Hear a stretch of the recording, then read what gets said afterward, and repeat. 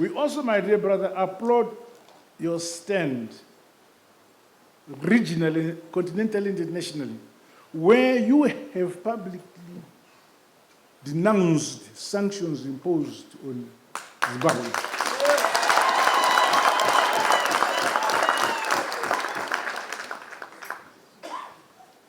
We are proud. Very few leaders would, at the United Nations conference, the annual general conference at the UN, very few leaders who speak, you all see that place in the United Nations, it was come out when there's the General Assembly, where heads of state talk there. You actually talk to the whole world. There are several types of leaders.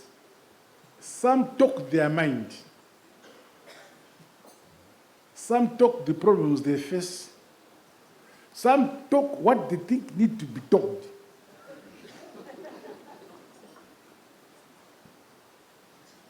But my dear brother is able to say, lift sanctions imposed on Zimbabwe, to the nation, to the world.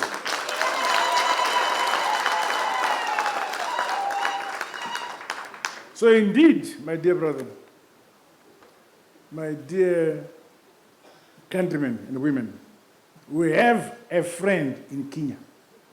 Kenya is our friend.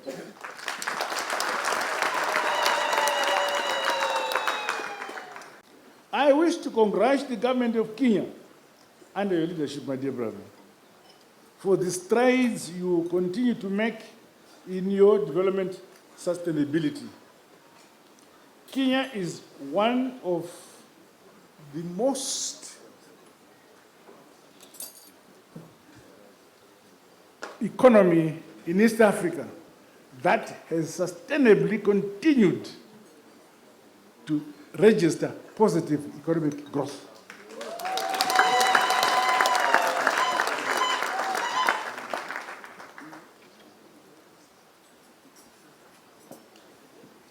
Also, Kenya has vast, comprehensive education infrastructure.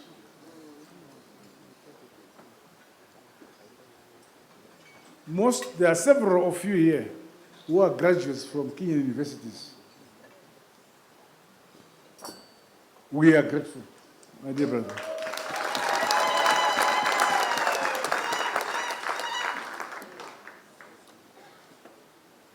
Zimbabwe stands ready to share experiences with Kenya towards empowering our youthful population, mainly around science, technology, and innovation-based education and skills training, promoting financial inclusion and sustainable development that leaves no one and no place behind. We need to identify quick wins to capitalize on opportunities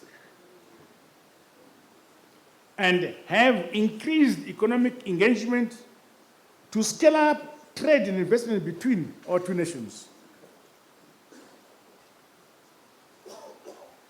Time has gone where, in the past, if you wanted to go to Ghana, you had to fly from Salisbury to London, then you come to Ghana.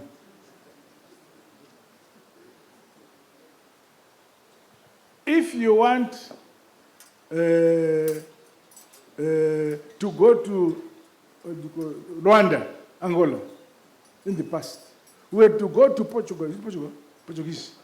You go to Portugal, to Lisbon, so that you can come to Rwanda. So Africa was so tied to the colonial masters that if you are visiting your neighbor, you need to go first to the colonial master and come and see your neighbor.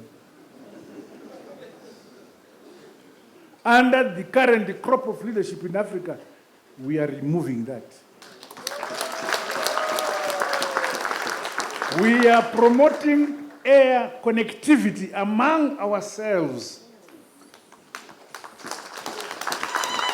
If we want to go to Kenya, we should fly from Harare and land in Nairobi. If we want to go to Egypt, we should fly from Harare and land in Cairo. If you want to go to Senegal, you don't need to go to France first. You go straight to Senegal. And this is what the current crop of leadership in Africa are seized with, both in terms of connectivity, and our economies must begin to talk to each other before they talk to the economies of former colonial masters. We must have our economies talking to each other. Africa is so endowed with resources that if we collaborate, we can help each other develop with our own domestic resources. Yes, we may not have the global capital to do it. We may not have the technology and the skills. We don't need to invent the wheel. The first world is there. America is there. Europe is there. Many other developed countries are there. We can acquire those skills. But we are now agreed as African countries that the first world is a first world because they promoted the science and technology and innovation. This is why today